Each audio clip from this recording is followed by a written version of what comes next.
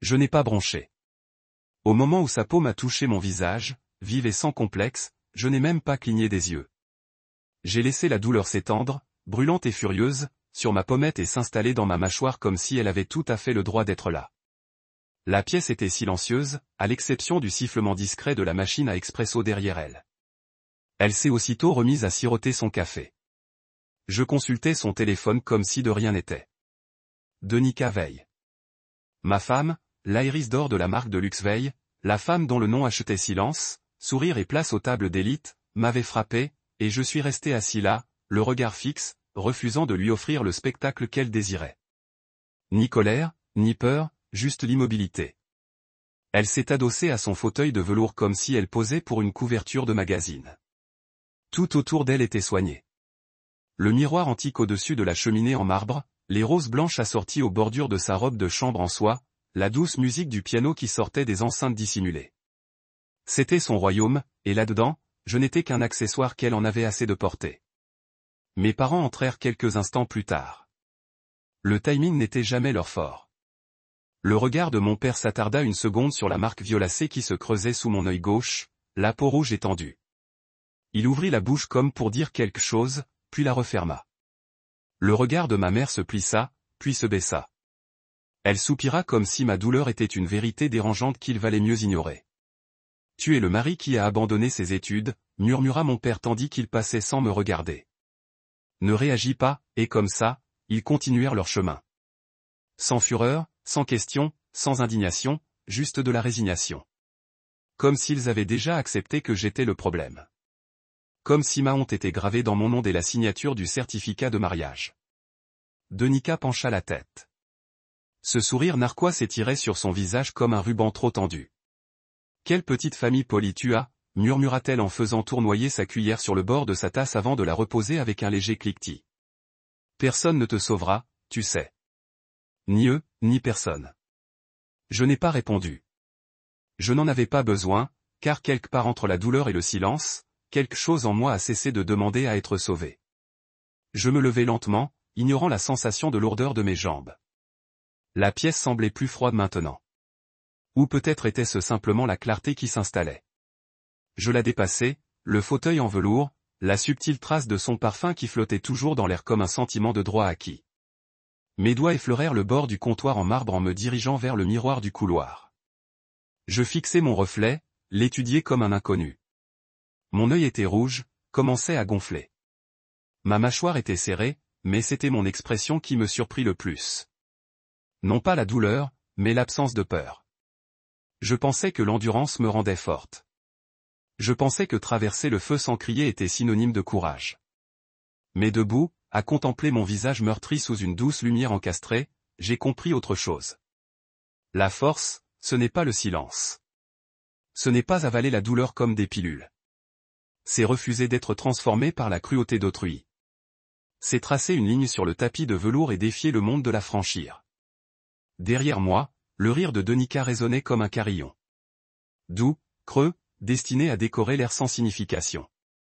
Je m'éloignai, passant devant la pièce où ses chaussures de créateur ornaient les murs tels des trophées, devant la vitrine qui contenait ses récompenses et ses distinctions, devant la vie que j'avais contribué à construire sans jamais avoir été autorisé à m'approprier. Dans la chambre d'amis, ma chambre maintenant, je m'assis au bord du lit et touchai ma joue. Elle palpitait encore, mais j'étais bien réveillé comme je ne l'avais pas été depuis des mois. Mon téléphone vibra sur la table de nuit. Un message de ma sœur Aria. Juste un emoji cœur.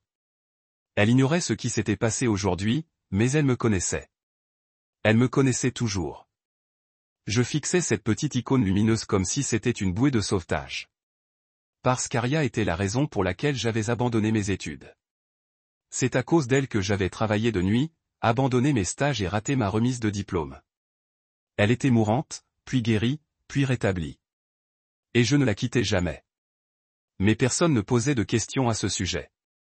Personne ne s'en souciait. Surtout pas Denica.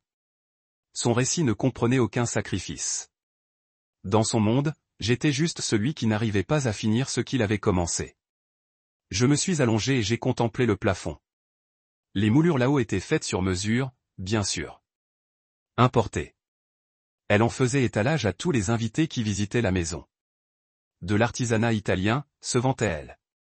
On ne trouve ce genre de détails nulle part ailleurs. Je me demandais si quelqu'un avait déjà levé les yeux assez longtemps pour s'en soucier. La porte s'est ouverte en grinçant, et je n'ai même pas tourné la tête. Donika se tenait dans le couloir, les bras croisés, sa robe trop serrée autour de la taille, comme si elle se tenait en place. « Tu vas faire la moue toute la journée ?» demanda-t-elle d'une voix mielleuse et sèche. Je ne répondis pas. Elle entra, s'arrêta près de la commode et tapota une photo encadrée. Nous deux à notre mariage, elle était radieuse. J'avais l'air plein d'espoir maintenant. J'avais l'impression d'un mensonge, un instantané d'une version de moi que je ne reconnaissais plus. « Tu es toujours là, dit-elle. Alors, quoi que tu essaies de prouver, tu ne l'as pas encore prouvé. » Je me redressai. Ma voix était calme. Je n'essaie de rien prouver. Pas à toi. Elle haussa un sourcil. Alors, qu'est-ce que tu fais? Je me levai, marchai jusqu'à la porte et la refermai doucement entre nous. C'était ma réponse. Cette gifle ne me fit pas trembler. Elle me réveilla. Le plus drôle avec le silence, c'est qu'il devient si fort quand on est le seul à être obligé de l'entendre. Personne ne m'a jamais demandé pourquoi je n'avais pas fini mes études. Pas une seule fois. Pas à notre mariage. Ni au bal de fin d'année, ni aux brunchs familiaux, ni au bal de charité où j'étais arboré aux côtés de Donika comme un blazer bien ajusté. Fonctionnel, présentable, mais remplaçable. Ce n'était pas une conversation polie à table, j'imagine, de demander pourquoi le diplôme du marié était inachevé. Certainement pas dans un monde où les titres et les héritages comptaient plus que la vérité qui les sous-tendait. Mais si quelqu'un m'avait posé la question, je lui aurais dit. J'ai quitté l'université parce qu'Aria était. Disparaître. Je vois les rides creusées par la tension. La douceur retrouvée dans mes yeux. La force dans mes épaules qui vient non pas de tout retenir, mais de tout laisser enfin sortir. Voilà qui je suis maintenant. Et pour la première fois depuis très longtemps, cela me suffit. Mourante. Un lymphome de stade 4 n'attend pas les examens finaux. Il se fiche de la moyenne, des crédits ou de la promesse d'un diplôme. J'ai abandonné mes études parce que j'étais sa seule famille à ne pas céder sous la pression. Mes parents avaient à peine les moyens de lui payer ses médicaments, sans parler du temps qu'il fallait pour s'occuper d'elle. J'ai donc décroché 2 boulots de nuit, dans la sécurité et à l'entrepôt, dormi 3 heures par nuit, appris à changer des perfusions, à calmer les vomissements et à maintenir quelqu'un en vie avec rien d'autre qu'un amour obstiné et une volonté sans faille. Mais rien de tout cela ne figurait sur mon CV. Ça ne comptait pas dans le monde de Donika, où les réussites devaient être ornées et encadrées d'or. Elle le savait, bien sûr. Je le lui avais dit quand on sortait ensemble, tard le soir sur mon canapé cabossé, ses jambes drapées sur les miennes, le regard doux, la voix basse. Elle avait écouté à l'époque. Elle avait même pleuré une fois, mais quelque chose avait changé quand la bague avait glissé à son doigt. Entre la poignée de main de son père et la première fois où elle m'avait présenté comme Malik, elle avait cessé de voir l'homme qui avait tout abandonné pour commencer à voir celui qui n'avait rien à montrer. La première blessure était invisible. C'est ce dont personne ne vous met en garde. Comment les blessures invisibles naissent en premier? Des mots empreints d'inquiétude, des suggestions, des corrections, puis des moqueries déguisées et taquines. Donika avait le don de sculpter la honte à partir de l'affection. « Tu es si gentil », disait-elle devant ses amis. « Mais ne parle pas trop devant les investisseurs, d'accord ?» On risquait d'un rire passionné. Doux, maîtrisé, mais la blessure persistait. « Ne parle pas de ça au dîner. » Elle était usée. « Ce n'est pas ton genre. » Lentement, elle m'a érodé. Pas avec des marteaux, mais avec du papier de verre. Assez lisse pour passer pour de l'amour. Assez aiguisé pour piquer. Quand les vrais bleus sont arrivés, j'étais déjà entraîné à les cacher. Celui qu'elle m'avait fait ce matin-là, cependant. Celui-là, elle s'est assurée que je ne puisse pas le cacher. On était dans le couloir à se disputer pour un détail. Je crois que c'était à propos de la liste du traiteur pour l'anniversaire de sa mère. Ou peut-être à cause de ma façon de parler au livreur. C'est comme ça que ça commençait toujours par un détail, quelque chose d'ordinaire. J'ai dit que je n'aimais pas sa façon de me corriger devant son équipe. J'ai dit que ça me faisait me sentir rabaissé. C'est le mot que j'ai utilisé. Rabais. Elle s'est retournée, le regard perçant, la voix mielleuse. Oh, Malik, on ne peut pas se sentir rabaissé quand on n'a jamais été à la hauteur. Puis elle s'est approchée et a murmuré, les hommes comme toi épousent des femmes comme moi pour s'élever. N'oublie pas ça. J'ai ouvert la bouche pour répondre. Honnêtement, je ne me souviens même plus de ce que j'allais dire, mais avant que je puisse parler, elle m'a giflé violemment, sèchement, avec calcul. Et cette fois, ce n'était pas dans l'intimité de notre chambre ni derrière des portes closes. Cette fois, c'était dans le couloir. Cette fois, la gouvernante était au coin de la rue. Cette fois, la cuisinière s'est arrêtée en plein milieu de la boutique. Cette fois, elle ne s'est pas cachée. Elle voulait que ce soit vu. Je suis resté figé. Ma main ne s'est pas levée. Ma voix n'a pas augmenté. Et je crois que cela l'a encore plus agacée. Elle a reculé, ajusta le revers de son chemisier et sourit comme si elle voulait juste appâter. Tu devrais vraiment mettre de la glace là-dessus, a-t-elle dit d'un ton nonchalant, s'éloignant comme si la gifle n'était rien de plus qu'une suggestion en réunion. Je suis allé aux toilettes et j'ai fermé la porte derrière moi. Je me suis regardé dans le miroir, pas seulement pour constater les dégâts. Bien qu'elle fût là, rouge et furieuse, mais en quête de quelque chose de plus profond. Je voulais trouver la ligne. Celle où je devenais quelqu'un que je ne reconnaissais pas. Où le silence, de stratégie, se transformait en capitulation. Où l'amour se transformait en loyauté et la loyauté en peur. La ligne n'était pas derrière moi. Elle était sous moi. Et j'en avais assez de marcher dessus. Je me tamponnais la joue avec un linge froid. La douleur palpitait à chaque contact. Ce n'était pas seulement superficiel. Elle irradiait en moi, allumant quelque chose d'ancien en moi. Ni de rage, ni même de chagrin, de clarté. Je sortis de la salle de bain et me dirigeai vers notre chambre.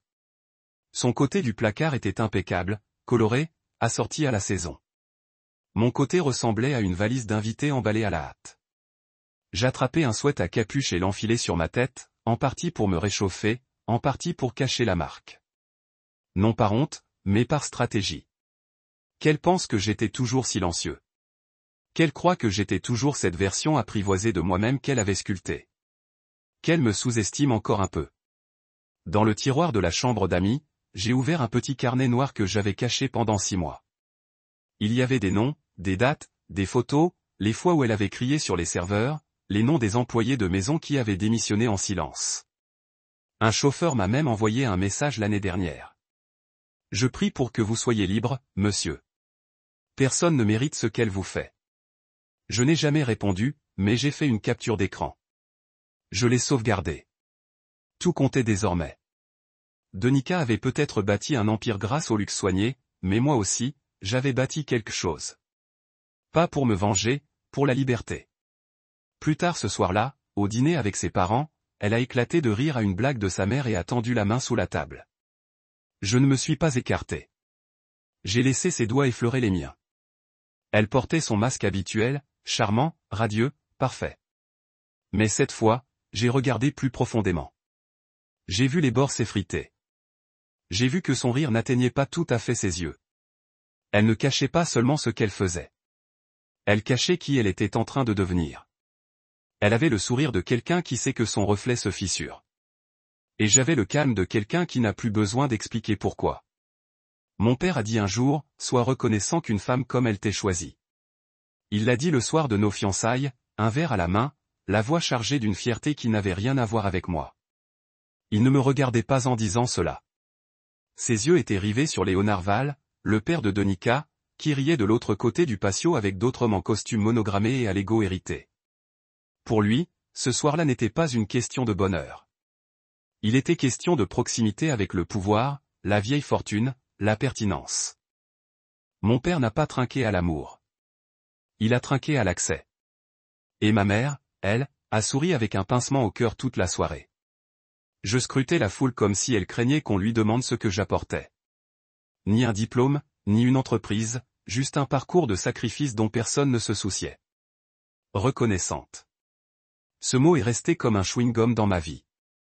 J'étais censé être reconnaissante que Donika Veil, avec sa fortune et sa lignée prestigieuse, ait décidé de m'épouser. Peu importe que j'étais celle qu'il avait soutenue lorsque sa mère a failli mourir d'une crise cardiaque. Peu importe les nuits où je cuisinais pour elle alors qu'elle était trop épuisée par le travail pour lever une fourchette. Peu importe les sacrifices. Ils étaient invisibles. Parce qu'aux yeux de gens comme mes parents, comme les siens, ces choses-là n'avaient pas de poids. Seul un nom de famille, oui. Le lendemain matin de la gifle, je suis retourné devant le miroir. Je m'y étais habitué. Ce rituel silencieux où je m'examinais comme une détective, à la recherche de signes de faiblesse. Le gonflement avait commencé sous mon œil gauche, un léger gonflement qui promettait d'empirer avant de s'améliorer. Mais la décision qui gonflait depuis bien plus longtemps. J'ai ouvert le tiroir de ma chambre. L'enveloppe était toujours là, épaisse, froissée, plus lourde qu'il n'y paraissait. C'était le genre de poids qu'on porte en silence jusqu'au jour où on n'en aurait plus besoin. À l'intérieur se trouvaient des documents, des captures d'écran de ses emails à Rhys Keller, son avocat personnel et l'architecte de chaque accord de confidentialité qu'elle faisait signer au personnel. J'avais des copies de 2 contrats qu'elle avait fait signer à un ancien chef et à une ancienne gouvernante après qu'il l'avait vu me jeter un verre de baccarat à la tête lors d'un dîner. L'un d'eux avait démissionné le lendemain matin. L'autre avait encaissé le pot de vin. J'ai retrouvé sa confession dans un mémo vocal qu'elle avait laissé sur son téléphone un soir alors qu'elle prenait des notes pour son thérapeute. Elle ne s'était pas rendu compte qu'il était synchronisé avec le cloud.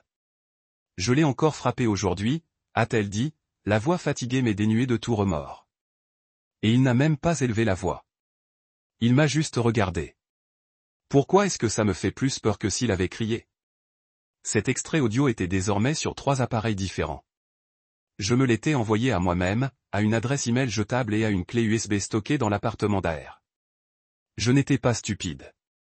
Denis Caval pouvait acheter le silence d'un simple geste, mais pas cette fois. Et puis il y avait l'acte de propriété, le joyau de la couronne. Quand nous nous sommes mariés, elle a inscrit nos 2 noms sur l'acte de propriété de Laurel Street. Je me souvenais avoir pensé que c'était symbolique, un geste de partenariat. Je n'avais pas réalisé à ce moment-là qu'elle avait agi ainsi uniquement pour me faire taire lorsque son équipe de relations publiques avait tenté de présenter notre mariage comme une histoire d'amour saine et bien ancrée. Après sa 3e couverture dans Lux Living, elle a discrètement déposé les papiers pour transférer la propriété à elle seule. Elle ne m'en a jamais parlé, mais j'avais des amis. Des amis qui travaillaient encore dans le droit immobilier. Des amis qui me devaient des services. L'un d'eux m'a prévenu. J'ai donc déposé une plainte pour bloquer le transfert. J'ai rétabli ma part. Elle n'a rien remarqué, elle n'a rien demandé. Le document est resté dans mon dossier, signé et scellé. Il ne s'agissait plus seulement de partir. Il s'agissait de rester debout. J'ai regardé autour de moi. Son design était partout. Elle a insisté pour refaire chaque espace après notre mariage. On ne peut pas laisser les gens penser que j'ai épousé une personne de niveau inférieur, a-t-elle dit un jour avec un clin d'œil. C'était sa façon de faire. De la cruauté enveloppée de flirt. Elle a remplacé mon canapé marron usé par un élégant canapé d'angle en cuir italien sur lequel personne n'avait le droit de s'asseoir. Elle a troqué mes étagères contre des socles sculptés. Elle avait supprimé toutes les photos d'Aria et moi, les remplaçant par des éditoriaux de mode où elle avait figuré. Toute la maison n'était plus qu'un mensonge esthétique, un showroom, et j'en étais devenu le bruit de fond. Mon téléphone vibra à nouveau, Aria. Un autre emoji cœur. C'était son truc. Ça voulait dire que je pense à toi, mais que je n'insisterai pas. Elle savait. Pas toute l'histoire, mais suffisamment pour comprendre que je m'effondrais dans la vie organisée de quelqu'un d'autre. Elle m'avait supplié plus d'une fois de partir. Mais je n'étais pas prêt à ce moment-là. J'essayais encore de prouver quelque chose. Ni à Donna, ni même à moi-même. Au fantôme de l'homme que mon père avait dit que je devrais être. Un coup frappé à la porte d'entrée me fit réagir. Pas le coup discret du personnel. Pas le coup hésitant de quelqu'un qui hésitait. C'était sec. Direct. Denika appela depuis la véranda. Comprends-moi bien, s'il te plaît? L'ordre était doux, comme si j'étais toujours sous sa direction. Je passais devant son trône de velours. Son café matinal parfaitement mis en scène, les jambes croisées dans le même gris décontracté qu'elle portait pour les couvertures de magazines. J'ai ouvert la porte d'entrée sans regarder la caméra. L'inspecteur Marlon Briggs se tenait là, son badge soigneusement accroché à sa veste, à côté de l'agent Tasha et Ando, l'expression indéchiffrable mais concentrée. Ils hochèrent la tête à l'unisson. Monsieur Malik Veil Briggs demanda. J'ai hoché la tête une fois. Juste Malik. Denik se leva au loin, sa tasse flottant dans les airs. « Qui est-ce » appela-t-elle. Je ne répondis pas. L'agent Ekando me tendit un dossier. Ni épais, ni dramatique, juste officiel. Je le glissai sous mon bras et m'écartai pour les laisser entrer. Denika était déjà debout, marchant vers nous, son expression passant d'une légère curiosité à une réflexion lasse. « Qu'est-ce que c'est » demanda-t-elle en lissant sa robe comme si cela la protégeait de la vérité. Quand j'ai fouillé dans la poche de mon manteau et sorti mon propre dossier, l'épaisse enveloppe usée au coin, elle s'arrêta de marcher. Ses yeux se posèrent dessus comme sur une grenade. Sa voix se brisa. « Où as-tu trouvé ça ?» Et comme ça, la première fissure dans les fondations est apparue. Non pas dans les murs, mais en elle. Au moment où elle a réalisé que je ne bronchais plus. Au moment où elle a compris que le silence avait changé de camp. 30 minutes. C'est le temps que je suis resté là après leur départ. Briggs et Ando observaient la porte d'entrée comme si elle allait s'ouvrir à nouveau. Non pas par peur, ni même par hésitation, mais parce que quelque chose en moi n'arrivait toujours pas à croire que j'avais fait ça. Que j'avais transmis des preuves d'abus, de chantage, de coercition et de contrôle. Tout cela enfermé dans un épais dossier qui avait dormi dans un tiroir pendant des mois, comme un secret attendant son propre battement de cœur. Que j'avais levé le voile sur une vie si soigneusement mise en scène qu'elle m'avait même trompé un moment. Denika n'avait pas dit un mot quand les policiers étaient sortis. Elle n'avait pas crié. Elle n'avait pas supplié. Elle se tenait là, figée dans sa robe de soie, les yeux rivés sur le dossier dans la main de Briggs, comme si c'était une arme forgée de tout ce qu'elle n'aurait jamais cru que j'aurais le courage d'utiliser. Dès leur départ, elle se retira dans la véranda comme si de rien n'était, comme si le matin n'avait pas encore percé le sol sous ses talons aiguilles. Je ne la suivis pas. Je m'assis dans la chambre d'amis, ma chambre maintenant, et j'attendis. J'attendis que la culpabilité apparaisse. Peut-être la peur aussi. Mais elle ne vint jamais. Pas cette fois. Il n'y avait que le silence. Le genre de silence qui suit une tempête dont on ignore l'origine. Je m'adossai au fauteuil près de la fenêtre. Le même que j'utilisais quand j'avais besoin de calme, loin de ces monologues, de ces exigences, de ces éloges acerbes qui laissaient toujours une blessure. Mes doigts tremblaient légèrement, non pas de nervosité, mais de soulagement. La maison était silencieuse, à peine le claquement occasionnel de ses talons arpentant les murs. Elle calculait maintenant, réécrivait le récit. Elle ne se laisserait pas faire. Pas d'haine. Elle essayait de déjouer les plans comme elle déjouait tout le monde. J'entendais déjà sa voix répéter l'histoire. C'était un homme instable, jaloux. J'essayais de l'aider, mais il devenait vindicatif. Au début, elle ne criait pas. Elle murmurait, semait des graines, utilisait la sympathie comme une arme. Elle préférait toujours les frappes chirurgicales aux explosions, mais cette fois, je n'étais pas désarmé. Et puis vint le deuxième coup. Ni hésitant, ni fort non plus, juste ferme. 3 coups rapides, mesurés et sûrs. Je me levai lentement. La nuque me serra en m'approchant à nouveau de la porte d'entrée, la main posée sur la poignée. Mon cœur battait plus vite, non pas de peur, mais de conscience. Je l'ouvris, et ils étaient de nouveau là. Briggs et Ando, cette fois sans dossier ni formalité. La voix de Denika m'appela derrière moi. Sakharine et Sharp. Qui est-ce maintenant? Je m'écartai sans un mot. Banderole. Briggs me fit un bref signe de tête, son regard scrutant la pièce comme un homme qui aurait vu trop d'histoires se dérouler dans des maisons apparemment trop parfaites. Idéo ne sourit pas, mais il y avait quelque chose de différent dans son regard cette fois. Une sorte de respect. Elle tenait une petite tablette à la main, ses pouces la parcourant tandis qu'il passait devant moi et entrait dans le salon ouvert. Denika était toujours assise, son café rafraîchi, les jambes croisées comme si elle organisait un brunch plutôt qu'une confrontation. Elle leva les yeux, les lèvres pincées. « Eh bien, c'est une surprise, dit-elle d'une voix saccadée, mêlant élégance et avertissement. Mon mari aurait-il oublié de mentionner quelque chose dans son petit dossier de fiction? » Et Ando ne dit rien. Elle se dirigea vers un coin de la pièce et alluma un petit enregistreur. Briggs prit la parole. « Madame Val, nous faisons le point sur les déclarations faites plus tôt. Vous avez le droit de garder le silence. » Oh, s'il vous plaît, railla Denika en se levant et en relevant le menton. Ne nous insulte pas avec ton théâtre. Briggs ne broncha pas, alors, tu devrais peut-être t'asseoir pour la suite. Denika laissa échapper un rire bref et glacial. Je n'ai rien à cacher. Je m'avançai et sortis quelque chose de l'intérieur de mon manteau.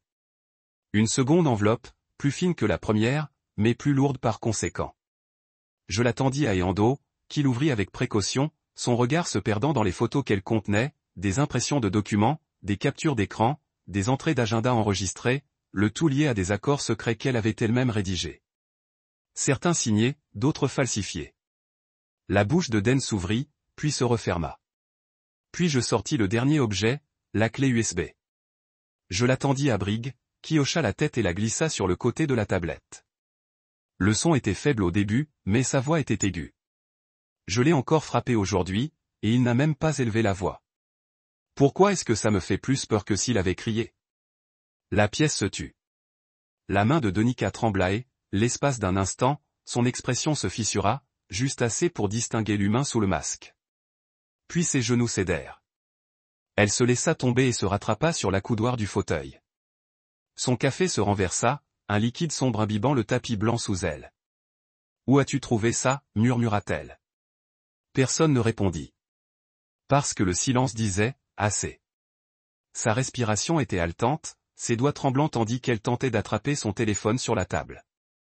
Eando s'avança et le mit délicatement hors de portée. Pas brutal, juste définitif. Brig se tourna vers moi. Nous vous contacterons dès que nous aurons examiné le contenu complet. J'acquiesçai une fois, la gorge sèche. Denika leva les yeux vers moi, les yeux écarquillés d'incrédulité. Elle avait toujours compté sur le mythe de son invincibilité, sur le fait que son nom de famille, son sourire, ses récits soignés pouvaient la protéger. Et peut-être l'avait-il fait pendant un temps. Peut-être l'avais-je aidé en restant silencieuse, en absorbant les dégâts sans me plaindre. Mais cette époque était révolue. Alors que Brig et Eando se tournaient pour partir, Denika reprit la parole. Sa voix était plus faible maintenant. Tu ne gagneras pas, Malik. Tu ne sais pas comment fonctionne ce monde. Je ne répondis pas tout de suite. Je m'accroupis légèrement, nos regards se croisèrent. Son maquillage était taché. Sa bouche tremblait, mais ce n'était pas de la peur que je lisais dans ses yeux. C'était un territoire inconnu. Je parlais doucement. Je ne connais peut-être pas ton monde, mais tu n'as jamais compris le mien non plus. Le monde où l'amour n'est pas un moyen de pression et le silence n'est pas un consentement. Le monde où s'éloigner est une victoire. Je me levai et passai devant elle, devant le café renversé, devant la pose figée d'une femme réalisant qu'elle avait enfin perdu le contrôle. Lorsque la porte se referma derrière les policiers, elle ne résonna pas. Ce fut comme une délivrance, comme une porte qui s'ouvrait, puis restait enfin ouverte. Le silence qui suivit n'était pas doux. Il ne s'installa pas comme la paix ou le réconfort. Elle se pressait contre les murs de la maison, épaisse et irrégulière, un vide sonore qui rendait chaque respiration trop forte. Denika ne pleura pas. Elle ne hurla pas. Ça aurait été trop brouillon, trop réel. Elle était simplement assise au bord du fauteuil. Ses jambes se contractèrent comme si elle essayait d'occuper le moins d'espace possible. La tache de café sur le tapis avait déjà commencé à noircir, s'infiltrant plus profondément dans les fibres, s'étendant vers l'extérieur d'une manière presque poétique. Une image parfaite de la façon dont la vérité se déplace. Lentement d'abord, puis irréversible. Je me tenais dans l'embrasure de la porte du salon, l'observant sans ciller. Elle leva les yeux vers moi une fois, mais pas comme avant. Pas de sourire narquois, pas d'autorité dans ses yeux. Juste de la confusion, comme quelqu'un qui essaie de reconnaître un lieu qu'il croit posséder. « Tu crois que ça change tout ?» demanda-t-elle finalement d'une voix sèche, non pas d'émotion, mais d'épuisement. « Tu crois qu'ils vont se ranger de ton côté ?»« Je n'ai pas besoin de camp, dis-je. J'ai besoin de vérité. » Elle eut un petit rire amer. La vérité, c'est ce que le monde croit, pas ce qui est réel. Et toi? Elle m'a regardé de haut en bas, la lèvre légèrement retroussée. Tu n'es pas crédible. Ça marchait sur moi. Ce genre de déclaration, enveloppée de velours et trempée de venin, me faisait douter. Elle avait un don pour ça, transformer le doute en logique. Mais plus maintenant. Je suis entré lentement dans la pièce, chaque pas mesuré, et je me suis assis dans le fauteuil en face d'elle. Pendant un instant, nous nous sommes simplement regardés, un tableau de ce qu'était devenu notre mariage. Deux personnes occupant le même espace, respirant le même air, mais vivant des vies totalement différentes. Tu as toujours pensé que le silence était ton arme, ai-je dit. Tu t'en es servi pour me priver d'affection, de réponse, de dignité. Tu t'en es servi pour m'effacer une règle tacite à la fois. Tu pensais que je me tairais pour toujours. Denika croisa les bras. Tu menais une vie confortable. J'ai incliné la tête. Le confort n'est pas la paix. Elle a détourné le regard. Tu étais faible. Tu n'as jamais riposté. J'ai hoché la tête lentement. C'est ce qui t'a le plus effrayé. Que j'ai accepté? Que je sois resté? Parce que tu ne pouvais pas me briser bruyamment. Alors tu as essayé de me noyer en silence. Elle ouvrit la bouche pour reprendre la parole, mais les mots s'arrêtèrent. Sa mâchoire se serra. Puis elle se leva et se dirigea vers la fenêtre, me tournant le dos. Tu ne sais pas ce que j'ai enduré, ce que j'ai porté pour me forger ce nom. La pression, les attentes. Je ne savais pas. Peut-être pas les détails exacts, mais je savais ce que c'était que de porter un poids que personne n'applaudissait. De survivre à des choses qu'on ne pouvait expliquer sans être qualifié de dramatique ou de blessé. Mais je ne l'ai pas interrompu. Laisse-la parler. Laisse-la ressentir le silence qu'elle utilisait autrefois comme arme. Tu crois que ces mémos vocaux vont intéresser les gens, demanda-t-elle en se tournant légèrement, le ton plus haut. Tu crois que quelques bleus et quelques clips enregistrés au hasard vont détruire l'empire que j'ai bâti? Je me levai lentement. Pas pour menacer, ni pour prouver quoi que ce soit, juste pour rétablir la paix entre nous. Non, dis-je. Mais ils révéleront ce que tu pensais que personne ne verrait jamais. Et je ne suis pas la seule. Elle cligna des yeux. Qu'est-ce que ça veut dire? Ça veut dire que d'autres se manifestent. Des gens réduits au silence, achetés, intimidés. Certains de tes employés, ton ancien chauffeur, même une de tes assistantes d'il y a 2 ans, celle que tu as licenciée après t'avoir vu me jeter un vase dessus. Elle se figea. Tu n'as pas de preuves. Je n'en ai pas besoin, dis-je doucement. Ils racontent leurs propres histoires maintenant. Le silence ne t'appartient plus. Denika recula d'un pas, juste un, mais suffisamment pour trahir la peur qui avait fini par lui échapper. Je ne criais pas. Je ne claquais pas les portes. Mais ce silence que je portais n'était plus à elle. C'était le mien, et il était plus fort que tout ce qu'elle avait jamais entendu. On frappa à la porte, pas la police cette fois. Son avocat, Rhys Keller, entra, impeccable dans son costume anthracite, serviette à la main. Il marqua une pause en me voyant, puis tourna son regard vers Denika, comme si elle était une cliente au bord de l'effondrement. Parlons, dit-il, scrutant déjà la pièce, calculant. Denika hocha la tête d'un air hébété et le suivit jusqu'au bureau, fermant la porte derrière eux. Je me dirigeai vers la cuisine et me préparai une tasse de thé noir, chose que je n'avais pas faite depuis des semaines dans cette maison, car même ce genre de routine était surveillé, jugé. Trop amer, disait-elle, et c'est quelque chose de plus doux. Comme si même mon goût émonté avait besoin d'être retravaillé. Je le sirotai lentement et m'appuyai contre le comptoir. 10 minutes passèrent, puis 20. Puis Ri revint seul. Il ne me regarda pas en passant, murmurant simplement, vous aurez de nos nouvelles. J'acquiesçai. Dan ne ressortit plus. Ce soir-là, je restai allongé dans la chambre d'amis, le seul espace de la maison qui me semblait vaguement mien, et je fixais le plafond. Le silence planait toujours, mais il n'était plus le sien. Ce n'était plus une cage. C'était de l'air. Lourd, mais le mien. J'ai pris mon téléphone, 2 nouveaux messages, un d'Aria, et j'ai vu le message. Je suis fier de toi. Tellement fier. Et un d'un numéro inconnu. J'ai travaillé pour elle pendant 6 mois. Je me suis cru fou. Merci d'avoir parlé. Je n'ai pas pleuré, mais j'ai senti quelque chose se détendre dans ma poitrine. Un nœud que je portais depuis des années, qui se dénouait enfin. Elle m'avait supplié de ne pas aller jusqu'au bout. Elle avait tout essayé, les larmes, les menaces, elle avait même appelé sa mère pour servir de médiatrice. Il lui avait proposé de l'argent, un contrôle des médias, un arbitrage privé. Mais j'avais plus que des preuves. J'avais la conviction. Autrefois, elle finançait le silence comme un investissement. Elle achetait des voix, effaçait la descendance. Mais ce qu'elle n'a jamais compris, ce que les gens comme elle ne comprennent jamais, c'est que la vérité n'a pas besoin d'audience. Elle a juste besoin du bon moment. Et ce soir-là, dans le silence pesant et brutal de cette maison, la vérité résonnait plus fort que son nom ne l'avait jamais été. L'invitation arriva 2 jours plus tard, dans une enveloppe crème remise en main propre. Le blason familial, gaufré en or en haut comme un roi, appelait à la cour. À l'intérieur, une élégante écriture cursive disait « Dîner au domaine ». Famille officielle uniquement. Il n'y avait pas de signature, mais je n'en avais pas besoin. Tout cela illustrait le contrôle de Léonard Val. Calculé, froid et déguisé en civilité. Ce n'était pas vraiment une invitation à dîner. C'était une proposition de cessez-le-feu, une séance photo, une manœuvre de limitation des dégâts déguisés en repas de famille, mais j'acceptais. Je portais un blazer noir sur une chemise anthracite, le genre d'ensemble que Donika approuvait, lignes épurées et puissance discrète. Sauf que maintenant, je ne m'habillais pas pour elle. Je ne m'habillais pas pour être accepté.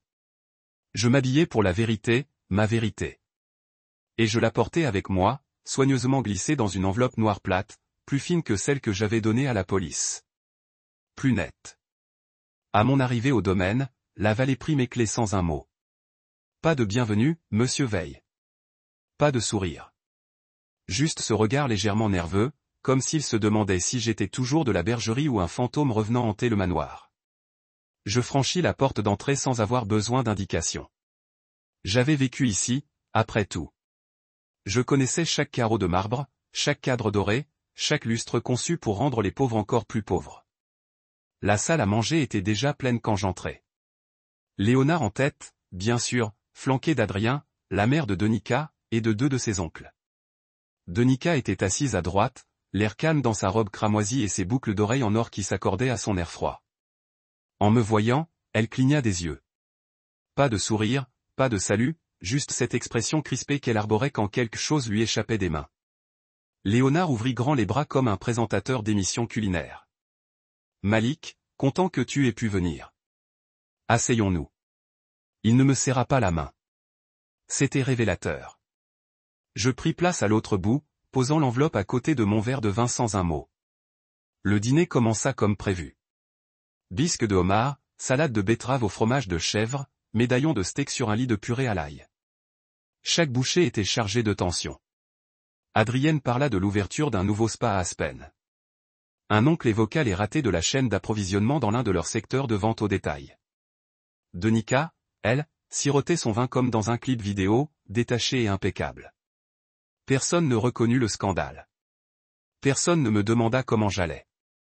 Ce fut une comédie jusqu'à ce que Léonard pose enfin sa fourchette, s'éclaircisse la gorge et me cède la parole. Alors, Malik, dit-il d'une voix douce mais sèche. Nous comprenons qu'il y ait eu des frictions. Les émotions peuvent être vives dans tout mariage, mais nous sommes une famille et la famille règle les choses en interne. Il jeta un coup d'œil à l'enveloppe. Je laissai le silence s'éterniser un peu plus longtemps que nécessaire avant de répondre. Cette enveloppe, dis-je en hochant la tête, contient des preuves qui contredisent ce que l'équipe de relations publiques de votre fille débite depuis une semaine. L'expression de Léonard resta inchangée, mais Adrienne cligna des yeux comme si quelqu'un venait d'allumer une lumière vive. Donika resta immobile. Je poursuivis. Elle contient des rapports financiers montrant des détournements de fonds de la famille Veil pour payer le personnel et faire taire les témoins. Elle contient les témoignages de 3 anciens employés soudoyés ou menacés. Et elle contient des enregistrements de communication interne entre Donika et son avocat. Des documents que vous n'étiez pas censé voir. Léonard laissa échapper un petit rire sec, mais sans humour. Vous bluffez. Je fis glisser l'enveloppe sur la table comme un jeton de poker. Puis je la lus. La main de Donika tressauta, mais elle ne la prit pas. Son père, lui, le fit. Il l'ouvrit lentement, en sortit le contenu et commença à le parcourir. La pièce sombra dans un étrange silence suspendu, de ceux qui précèdent l'effondrement d'un immeuble. Le bruissement du papier, le tintement de la fourchette d'Adrienne sur son assiette intacte, le doux bourdonnement de la musique classique diffusée par les haut-parleurs du plafond, complètement déplacé. Le regard de Léonard se durcit en feuilletant les pages. Et lorsqu'il leva les yeux vers sa fille, quelque chose avait changé. Quelque chose de permanent. C'est vrai, demanda-t-il. Donika pencha la tête. C'est exagéré, sorti de son contexte. Un des oncles, Raymond, je crois. Il prit une page et commença à la lire. Ceci est ta signature, Den, dit-il en tapotant le papier. Ceci est une directive signée pour virer de l'argent du compte de charité pour le voile. Sa voix était glaciale. Je protégeais la marque. J'ai fait ce qu'il fallait en maltraitant ton mari. La voix de Léonard n'exprimait pas de colère. Elle exprimait de la déception. Et dans cette famille, c'était pire. Denis Carry, mais son rire se brisa au milieu. Oh, allez. Nous faisons tous des choses pour protéger notre image. N'ose plus feindre l'indignation maintenant. Ce n'est pas une question de bien ou de mal. Il s'agit de savoir qui s'est fait prendre. Léonard ne répondit pas. Il se leva simplement et tendit l'enveloppe à Raymond. Puis il me regarda. Je me trompais à ton sujet, dit-il d'une voix tendue. Je te prenais pour un poids mort. Je me levai, repoussant ma chaise en silence. C'était moi qui portais le silence. Elle supposait simplement que je ne la lâcherais jamais. Je me retournai pour partir, mais m'arrêtai sur le seuil. Et pour ce que ça vaut, ajoutai-je. Je ne suis pas venu ici pour me venger. Je suis venu te dire la vérité. Ce que tu en feras, c'est ton affaire. En descendant le couloir, je sentis leur regard dans mon dos. L'homme qu'ils croyaient s'éloigner en silence s'en allait de son plein gré. Je sortis du manoir et inspirai profondément. L'air extérieur avait un goût différent, plus pur, comme si j'avais perdu le poids des années d'un seul souffle. Le valet me tendit mes clés sans un mot, mais cette fois, il y avait une lueur différente dans ses yeux. Le respect. Je me suis glissé au volant, j'ai démarré et j'ai laissé la musique s'atténuer. Du jazz. Un truc dans lequel Aria m'avait entraîné. Un truc que Denica disait toujours manquer d'ambition. J'ai monté le son. En quittant la cité, je n'ai pas regardé dans le rétroviseur. Certains endroits une fois quittés ne méritent plus qu'on s'y retourne. Et pour la première fois depuis des années, la vérité était à mes côtés. Non pas comme un bagage, mais comme une liberté. Ils ont renvoyé Ri, bien sûr. Il annonçait toujours les mauvaises nouvelles avec un langage soigné et une paperasse suffisamment épaisse pour étouffer toute protestation. Il s'est présenté le lendemain matin à mon appartement sans prévenir, vêtu de son habituel costume gris requin, cravate droite, haleine mentholée, le regard froid derrière une monture en écaille de tortue. On a frappé à la porte avec précision, 3 coups précis. J'ai failli ne pas ouvrir, mais je l'ai fait. J'aurais voulu le regarder dans les yeux en disant non. Malik, il m'a accueilli d'un léger hochement de tête, comme si nous étions des associés se rencontrant pour un désaccord, et non un avocat arrivant pour balayer sous le tapis un passé d'abus. Ça te dérange si j'entre? Vraiment, si, répondis-je en sortant et en fermant la porte derrière moi. Dis ce que tu as à dire. Il m'adressa un sourire qui ne l'effleura pas des yeux et sortit une chemise en papier craft de sa serviette. C'est une proposition d'accord. Accord de confidentialité joint. Une offre généreuse. Quelle générosité. 7 chiffres, transfert immédiat, pas de tribunal, pas de presse. Tu signes et on enterre tout. C'est une chance de passer à autre chose. Clair et net. Je n'ai même pas jeté un coup d'œil aux documents. Et en échange, tu retires toutes les allégations publiques, tu supprimes toutes les preuves partagées et tu acceptes une clause de non-dénigrement, dit-il comme s'il récitait un bulletin météo. Tu fais ton chemin, elle fait le sien. Tout le monde y gagne. Non, dis-je sèchement. Son sourcil se fronça légèrement. Tu devrais peut-être y réfléchir. Ce genre d'offre ne dure pas. Je m'approchai en baissant la voix. Je ne suis pas à vendre, Ri. C'était toujours son erreur, de penser que tout avait un prix, y compris les gens. Il pencha la tête. Tout le monde a un numéro. Moi, si, dis-je. C'était ma dignité. Elle l'avait déjà épuisé. Il m'observa un long moment, comme s'il essayait de déterminer si c'était du bluff. Puis il rangea le dossier dans sa valise. Elle va tout révéler, Malik. Il me prévint. Elle va tout déformer. Tu sais que les médias l'adorent. Tu seras dépeint comme amer, manipulateur, instable. Alors laisse-la faire, dis-je. C'est elle qui a laissé des bleus, Ri. J'ai juste laissé des preuves. Il me lança un long regard indéchiffrable avant de se retourner pour partir. Ça aurait pu être facile, marmonna-t-il. Je ne supporte plus la facilité.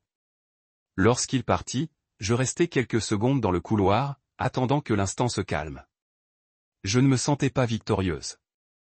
Je me sentais solide, ancré, comme si pour la première fois, je m'étais pleinement investi. 3 heures plus tard, je publiais tout. Ni par rage, ni par dépit, mais parce que la vérité méritait d'être mise en lumière, pas d'être conservée. La vidéo était courte. Une voix off de 5 minutes, avec des noms censurés pour des raisons de protection, mais des récits détaillés. L'enregistrement audio des aveux de Donika. Des captures d'écran de l'accord de confidentialité qu'elle a forcé le personnel à signer. Des preuves de détournement de fonds. Je conclus par un message simple, ce n'est pas une vengeance. C'est une libération. Si vous avez vécu une telle expérience, vous n'êtes pas seul. Vous n'êtes pas faible. Et vous n'êtes pas fou. Je n'y ai pas apposé mon visage. J'ai laissé l'histoire se suffire à elle-même. Elle n'avait pas besoin de mon nom. Elle avait besoin d'être écoutée. À la tombée de la nuit, elle avait dépassé le demi-million de vues. À minuit, plusieurs anciens employés avaient commenté anonymement, confirmant les schémas, faisant écho aux contrôles, aux menaces, aux pots de vin discrets. Un compte a même mis en ligne une lettre de démission écrite mais jamais envoyée, datée de 3 ans, citant les violentes crises émotionnelles de Donika. La lettre se terminait par « Elle est intouchable. Je veux juste en sortir ». L'histoire a évolué plus vite que prévu. Les blogs l'ont reprise. Les journalistes indépendants ont commencé à tirer sur les fils. Un média de mode a titré en sourdine, murmure sous le velours, un regard plus attentif sur l'Empire veille. Donika n'a pas répondu, pas directement, mais la marque veille, oui. Une déclaration soigneusement formulée a été publiée sur leur page officielle au matin. On aurait dit la berceuse d'un avocat, profondément préoccupé, attaché à la vérité, examinant activement les allégations. Le nom de Donika n'y figurait pas. Le mien non plus. Mais le changement avait commencé. On le sentait. La marque ne la soutenait plus. Elle se tenait à l'écart, attendant de voir si elle allait tomber. Ma boîte mail s'est remplie. Certains messages étaient encourageants. Des survivantes, des inconnus, des gens qui avaient juste besoin de dire merci, mais d'autres moins gentils. Des menaces anonymes, des accusations, des allégations selon lesquelles j'étais amer, essayant de la faire tomber pour de l'argent ou par vengeance, mais je n'ai pas répondu parce que je n'avais pas besoin de défendre la vérité. J'avais juste besoin de protéger-la. Ce soir-là, je me suis promené au bord de la rivière. Il y avait un petit coin tranquille et presque désert, près du bord, où Aria et moi nous asseyions, enfants, à faire des ricochets et à imaginer des messages pour l'avenir. Je suis resté assise là un long moment, à regarder l'eau se transformer sous la lueur orange des lampadaires. Et pour la première fois depuis des années, je ne me sentais plus un fardeau. Je ne me sentais plus petite. Je ne me sentais plus la version de moi-même que Donika avait essayé de réduire. Je me sentais moi-même. Aria a appelé vers 21h. Je l'ai mise sur haut-parleur et je l'ai laissé parler. J'ai vu la vidéo, a-t-elle dit, la voix légèrement tremblante. Tu avais l'air forte, ni en colère, ni amère, juste ce qu'il fallait. Je n'étais pas sûr que quiconque me croirait. J'ai admis qu'ils n'avaient pas besoin de te croire, a-t-elle répondu. Ils avaient juste besoin de t'entendre. Et tu les as obligés à écouter. Nous avons discuté pendant 1 heure, ri, pleuré, nous sommes souvenus. Elle m'a dit qu'elle avait contacté certains membres du personnel que j'avais mentionnés et leur avait proposé de les mettre en contact avec des services d'aide. C'était Aria, se retournant. Une épave transformée en quelque chose d'utile. Après avoir raccroché, je me suis tenu au bord de l'eau et j'ai laissé le silence m'envelopper à nouveau. Mais c'était différent maintenant. Ce n'était plus étouffant. C'était sacré. Le mien. Donika avait passé des années à acheter le silence, à payer pour son inconfort, à effacer des histoires. Mais pas celle-ci. Celle-ci vivait. Elle avait des racines maintenant. Et son argent, il ne pouvait pas acheter le terrain sur lequel elle avait poussé. 3 jours après la diffusion de la vidéo, mon téléphone s'est allumé avec un numéro que je n'avais pas enregistré, mais que je connaissais par cœur. L'écran affichait, appelant inconnu, mais je l'entendais dans le silence avant de répondre. Donika avait toujours un rythme. Frapper quand le feu s'éteint, quand la foule reprend son souffle. Et c'était son souffle. Son moment pour faire comme si rien ne collait. J'ai laissé sonner 2 fois avant de décrocher. Malik, a-t-elle dit, et j'ai été surprise de la rapidité avec laquelle mon nom a quitté sa bouche, comme s'il lui appartenait encore. Je n'ai pas répondu. Elle a attendu un instant, peut-être 2, puis s'est lancée. Nous besoin de parler. Je sais que la situation s'est envenimée, mais nous pouvons arranger ça ensemble. J'ai failli rire. Arranger ça? Comme si c'était une faute de frappe dans un communiqué de presse.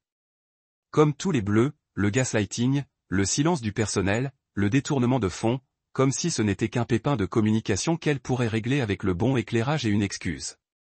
Sa voix s'adoucit. On était bien autrefois, Malik. Ne l'oublie pas. Et moi, pas. C'était là le problème. Je me souvenais de tout. Je me souvenais de son talent pour être bienveillante quand ça lui servait. Quand j'étais utile, quand elle avait besoin de ma loyauté, de mon silence, de mon corps à ses côtés à Galas pour paraître sereine, romantique et généreuse. Mais c'était toujours conditionnel. Ma valeur se mesurait à mon invisibilité. Je t'offre la paix, dit-elle. Un marché. On termine ça discrètement. Plus de presse. Plus d'histoire. Tu conclus un accord et on repart tous les deux avec nos noms intacts. Mon nom est déjà intact, dis-je. Elle marqua une pause. Je l'entendais. Respirant lentement et avec mesure, comme si elle essayait de décider quelle version d'elle-même utiliser ensuite. La charmante, la stratégique, la brisée. J'ai vérifié mes comptes ce matin, dit-elle. Nous y étions. Ils sont bloqués. Pourtant, je ne disais rien. Pourquoi? Sa voix était plus faible, la peur s'installant. Que as-tu fait? Je m'appuyai contre le comptoir. La fenêtre s'ouvrit à côté de moi, laissant passer le bruit de la circulation en contrebas. Tu te souviens de la propriété de Laurel Street? Un instant. Bien sûr, l'acte de propriété ne t'a jamais été entièrement transféré. Tu as rempli les papiers, mais tu n'as pas vérifié la demande reconventionnelle finale. Je l'ai bloquée avant qu'elle ne soit réglée. Elle jura dans sa barbe. J'ai vendu ma part, continuai-je. Et j'ai signalé les fonds caritatifs comme suspects à un organisme de surveillance tiers. Dès que le rapport est arrivé dans leur système, ils ont signalé tes comptes professionnels. Un audit de routine a suivi. Une vérification de conformité. Rien de personnel. Tu m'as ruiné, siffla-t-elle. Le masque tombant enfin. Non, dis-je calmement. Tu as fait ça à tes débuts. Traiter les gens comme de la monnaie. Vous avez toujours voulu le pouvoir. Est-ce tout? Tu te sens forte maintenant? Non, ai-je dit. Je me sens libre. La ligne est restée silencieuse. Pendant un long moment, j'ai cru qu'elle avait peut-être raccroché, mais elle a dit quelque chose d'inattendu. J'ai peur. Et pendant un instant, je l'ai cru. Pour la première fois de tous ces sourires narquois calculés et de ces interviews soigneusement composées, elle semblait humaine. Mais je n'ai pas répondu avec réconfort. Je ne lui ai pas offert la paix, car elle ne me l'avait jamais offerte lorsque j'étais effrayé et sans voix dans notre maison commune. Quand j'ai marché sur des œufs, priant de ne pas perturber la tempête intérieure d'elle, alors que je me taisais depuis des années, pensant que le silence était le prix à payer pour conserver son amour. Alors j'ai juste dit, au revoir, Den. Puis j'ai raccroché. J'ai fixé le téléphone un moment, le journal des appels clignotant comme s'il attendait quelque chose de plus, comme s'il n'arrivait pas à croire que cela se soit terminé si doucement. Mais parfois, le silence est le plus bruyant des adieux. Je me suis dirigé vers le petit coffre-fort sous mon lit et j'ai sorti les derniers dossiers. Ce que je n'avais pas lâché prise. Non pas par peur, mais parce que je n'en avais pas besoin. C'était une assurance, pas une vengeance, mais une tranquillité d'esprit. Si elle essayait de se venger, si elle essayait de me salir irrémédiablement, j'avais les moyens de me protéger. Mais une partie de moi espérait qu'elle ne le ferait pas. Une autre partie de moi espérait qu'elle accepterait le silence pour ce qu'il était, une conclusion. Plus tard dans la soirée, je me suis assise par terre dans mon appartement, la musique basse, les lumières éteintes, et j'ai parcouru les messages que j'avais reçus depuis la vidéo. L'un d'un homme de l'Oregon. On dirait mon ex. Je me croyais folle jusqu'à maintenant. Merci. Un autre d'une femme de Barcelone. Je travaille dans la mode. Je me suis toujours interrogé. Tu m'as donné un langage pour des choses que je ne pouvais nommer. Ils ont déversé des histoires, de la gratitude, de la douleur, de la libération, et j'ai compris quelque chose que je n'avais pas compris auparavant. Mon histoire n'était plus seulement la mienne. Elle avait résonné dans la vie d'autres personnes, creusé le silence et rendu leur dignité à des inconnus que je ne rencontrerai jamais. C'était ce qui comptait le plus. Plus que l'argent, plus que de laver mon nom. C'était l'antidote au mensonge de Donna. Que le silence s'achète, et que le pouvoir signifie ne jamais répondre à la douleur. On frappa à la porte. Je ne m'attendais à personne, mais je me levai et ouvris. C'était Aria. Elle brandit un sac en papier, de la nourriture et aucun jugement. Je m'écartai et la laissai entrer. Nous nous sommes assises par terre à manger du pad thaï et à rire de la façon dont je pensais autrefois que la citronnelle était un ingrédient de shampoing. Nous avons parlé de tout, du poids de tout cela, de la difficulté de la guérison, de l'étrangeté des nouveaux départs. Et à un moment, elle me regarda et me dit, « Tu sais, tu as l'air différente. » Comment ? Comme un homme qui n'attend plus d'être choisi. Ça m'a frappé plus fort que prévu, car pendant si longtemps, je n'avais pas réalisé que c'était ce que je faisais. Attendre d'être vu, accepté, validé par Donika, par mes parents, par un monde qui ne se souciait jamais du pourquoi de mon histoire. Seulement de la surface. Mais maintenant, je n'attendais plus. Je ne me cachais plus. Je construisais quelque chose. Pas pour prouver quoi que ce soit, juste pour vivre. Donika continuerait. Peut-être qu'elle inventerait l'histoire. Peut-être pas. Peut-être qu'elle apprendrait. Ou peut-être qu'elle reconstruirait juste la façade. Ce n'était plus mon souci. Parce que maintenant, le seul compte qui comptait était celui que j'avais avec moi-même. Et il n'était pas figé. Il était enfin ouvert. Tout a commencé par un coup frappé qui n'avait rien à faire. Pas aussi sec que les sommets juridiques de Riz. Pas aussi calculé que Donna. Celui-ci était hésitant. 3 coups irréguliers, comme le heurtoir, qui ne savaient même pas s'ils avaient leur place ici. Je venais de finir de faire la vaisselle. La fenêtre s'est fissurée. Ouverte pour laisser entrer la brise du fleuve. Je ne m'attendais à personne. La plupart des gens m'envoyaient des SMS ou m'appelaient en premier.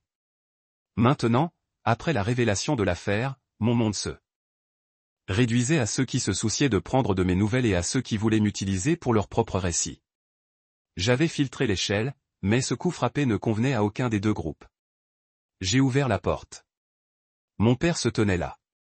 Derrière lui, ma mère, les bras croisés, un sac à main serré sous son coude comme un bouclier. Mon père paraissait plus âgé que dans mes souvenirs, les rides plus profondes, la posture légèrement voûtée, comme si les derniers mois l'avaient vieilli plus vite que les années précédentes. Son regard s'est posé sur moi, s'est arrêté, puis a glissé quelque part derrière mon épaule, comme s'il avait besoin de temps pour digérer que je n'étais plus derrière le portail de Donika. « On peut entrer ?» a-t-il demandé. Je me suis écarté sans répondre. Ils sont entrés discrètement, les talons de ma mère claquant doucement contre le parquet. Elle a admiré l'appartement, l'agencement propre mais modeste, le parfum de citronnelle et de bois de santal qui persistait de l'encens. Illuminé ce matin-là. Pas de sol en marbre, pas de décoration murale personnalisée, juste de la simplicité. Elle ne cachait pas son malaise. Mon père, quant à lui, regardait autour de lui comme s'il ne s'attendait pas à se sentir comme à la maison. « Je n'étais pas sûr que tu répondrais, » dit-il en s'asseyant au bord de mon canapé. J'ai failli ne pas répondre, répondis-je en m'appuyant contre le mur en face d'eux. Il y eut un long silence, pas celui, froid et armé, de Donika, mais ce silence épais et gêné entre ceux qui avaient trop ignoré pendant trop longtemps. Ma mère regardait par la fenêtre partout sauf moi. Mon père se frotta les genoux comme s'il préparait quelque chose. « On a vu la vidéo, dit-il finalement. Tout. » Ma mâchoire se serra. « Et on avait tort, dit-il, les mots traînant comme s'ils pesaient plus lourd qu'il ne l'avait imaginé. À propos d'elle, de toi, de tout. » Je ne me suis pas laissé envahir par ce sentiment comme une rédemption. Je l'ai laissé reposer, car le pardon n'est pas un réflexe. C'est un choix. Et puis, il faut dire les choses à voix haute, même si elles blessent. Tu ne m'as pas protégé, dis-je. Ma mère baissa les yeux. Tu as protégé ta fierté, ta réputation. Tu te souciais plus de l'image que ton fils aurait d'un mariage d'argent que de ce que ça faisait de le voir disparaître dans ce mariage. La bouche de mon père s'ouvrit, mais aucun mot ne sortit. Je suis venu te voir meurtri, continuai-je. Pas une fois, plusieurs fois. Je suis venu te voir quand elle m'a crié dessus devant le personnel. Quand elle a menacé de s'assurer que je ne sois jamais plus qu'une note de bas de page. Je t'ai demandé de l'aide. Tu as dit que c'était difficile. Ma mère a commencé. J'ai dit que j'avais mal. J'ai craqué. Et tu m'as dit d'être reconnaissante. Tu as dit que j'avais de la chance. Elle a tressailli. Et pour la première fois, j'ai vu ça se transformer non seulement en honte, mais en chagrin. Le genre de chagrin qui survient quand on se rend compte qu'on est complice du silence de quelqu'un d'autre. Je ne savais pas comment gérer ça, dit-elle. Nous venons d'un monde où les hommes ne parlent pas de ce genre de choses, où ils enduraient. Je secouai la tête. Endurer n'est pas vivre, et le silence n'est pas la force. Mon père se leva lentement. Il se dirigea vers la fenêtre et contempla la rivière. La même vue que j'observais quand j'avais besoin de me souvenir de qui j'étais. Quand j'ai épousé ta mère, je pensais que l'amour était une ressource. La stabilité, ne jamais faire de vagues. C'est ce que je t'ai transmis. Et ça m'a presque tué, dis-je doucement. Il se retourna. Je sais que ces deux mots, simples, sans fioriture, blessent plus profondément que n'importe quelle excuse. Il s'avança vers moi et me tendit une petite boîte carrée. Je t'ai apporté ceci. Ton grand-père me l'a offerte à mon mariage. J'allais te l'offrir le jour de ton mariage, mais je ne pensais pas que tu en avais besoin. Je pensais que le monde de Donika t'avait déjà donné plus que je ne pourrais jamais. Je l'ouvris lentement. À l'intérieur se trouvait une modeste bague en argent gravée de nos armoiries familiales. Rien de tape à accent grave l'œil. Juste un discret signe de continuité. Tu me vois toujours comme ton fils ? Demandai-je. Je l'ai toujours fait, répondit-il. Nous avons juste oublié comment nous montrer. J'ai regardé la bague longuement avant de refermer la boîte. Je ne suis plus celui que j'étais. Sache que nous ne serions plus là si nous pensions que tu l'étais, a-t-il dit. Ma mère a finalement repris la parole, plus doucement cette fois.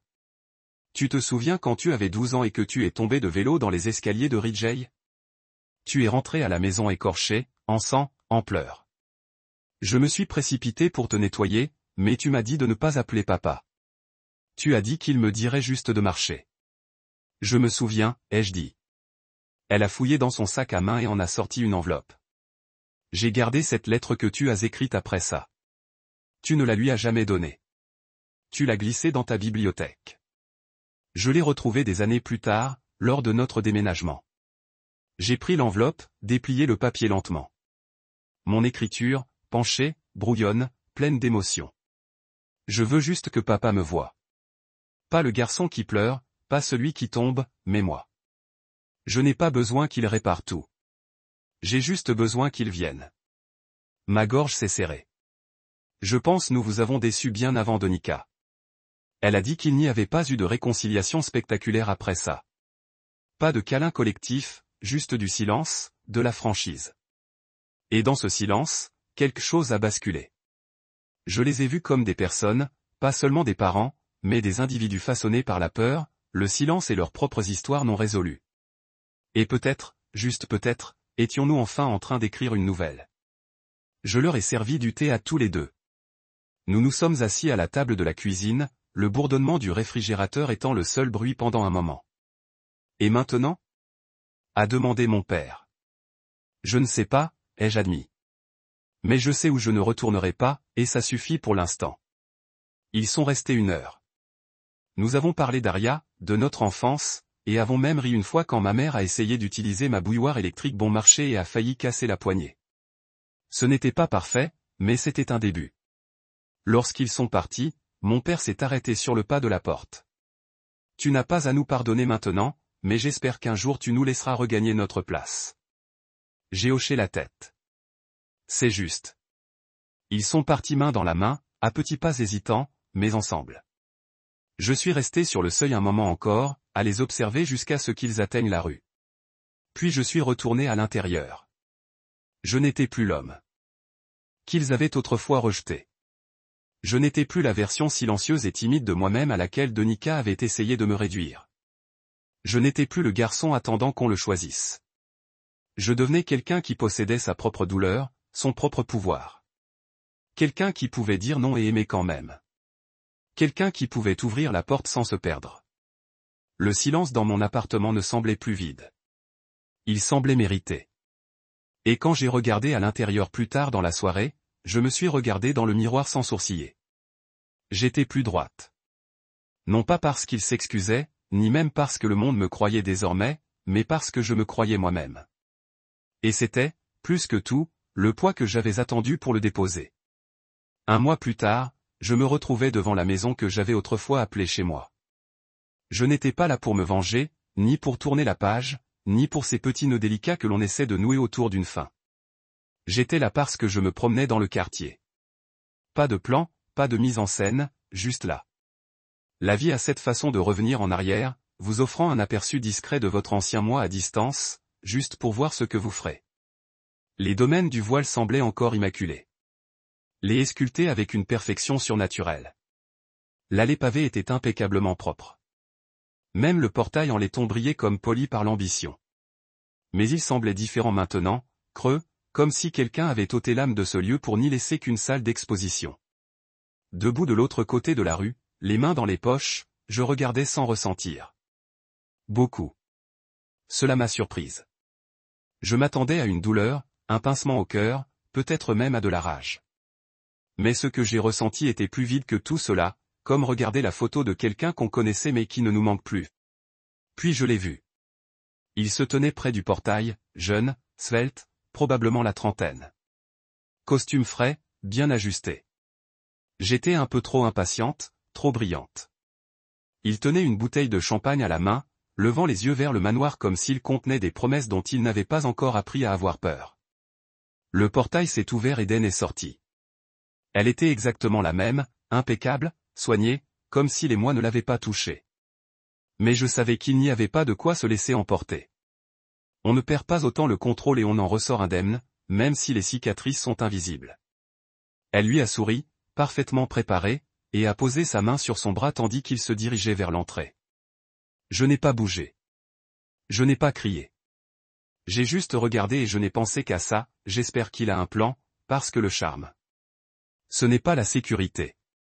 L'argent n'est pas la paix. Et la beauté n'est pas synonyme de bonté. Je l'avais appris à mes dépens, par petits pas douloureux, jusqu'à n'être plus qu'une ombre vêtue de vêtements sur mesure. Denika ne me voyait pas. Ou peut-être l'avait-elle vu et avait-elle choisi de ne pas le reconnaître. Quoi qu'il en soit, je ne me suis pas attardé. J'ai fait demi-tour et je suis parti. Aujourd'hui, je vis au bord de la rivière, dans un petit appartement en bois avec un plancher qui craque et une peinture qui s'écaille près des fenêtres, mais il respire. Il abrite la paix dans ses murs, pas la performance. Je l'ai construit avec intention. Aucune extravagance, juste du confort, juste de la clarté. Mes matins sont calmes maintenant. Je me réveille au son de l'eau qui frôle la berge, au soleil qui filtre à travers des rideaux de gaz. Parfois, je me promène avant que la ville ne s'éveille. Parfois, j'écris, juste des fragments, des pensées, des souvenirs, des fragments de guérison. Pas de public, juste moi. Il y a un seul cadre près de mon lit, un petit carré noir avec des lettres blanches sur du papier ordinaire. On peut y lire, ce n'est pas parce qu'ils ne se sont pas battus pour toi que tu ne vaux pas la peine qu'on se batte pour toi. Cette citation me faisait mal. Maintenant, elle me fait respirer. Je me souviens de l'époque où je mesurais ma valeur à la façon dont les autres me traitaient. Quand le silence de mon père me blessait plus que les mots, quand les compliments de Den me faisaient l'effet d'une bouffée d'oxygène et sa désapprobation d'une suffocation. J'ai passé si longtemps à essayer de gagner l'amour que j'en ai oublié qu'il ne se méritait pas. Il était censé être donné librement, pleinement, sans condition. L'homme que je suis aujourd'hui n'aurait pas survécu dans ce monde. Non pas parce qu'il ne le pouvait pas, mais parce qu'il avait choisi de ne pas le faire.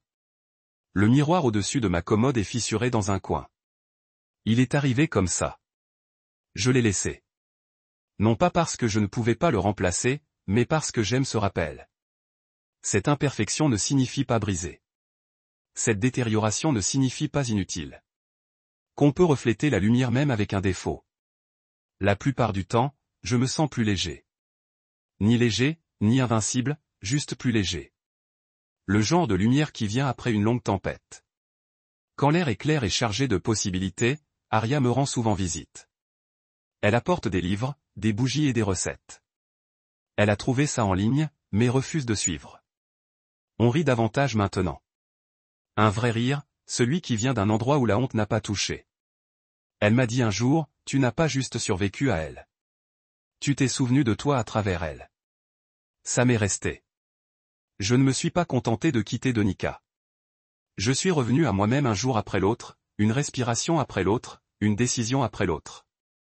J'ai construit des routines, des limites, des espaces qui me ressemblaient. J'ai arrêté d'expliquer mes choix à des gens qui ne m'ont jamais interrogé sur ma douleur. J'ai recommencé à apprécier le silence. Pas celui qui est utilisé comme punition, mais celui qui m'enveloppe comme une couverture chaude après des années de froideur. Parfois, je reçois des messages d'inconnus, de survivants, de personnes qui ont lu l'histoire et y ont trouvé une part d'elles-mêmes.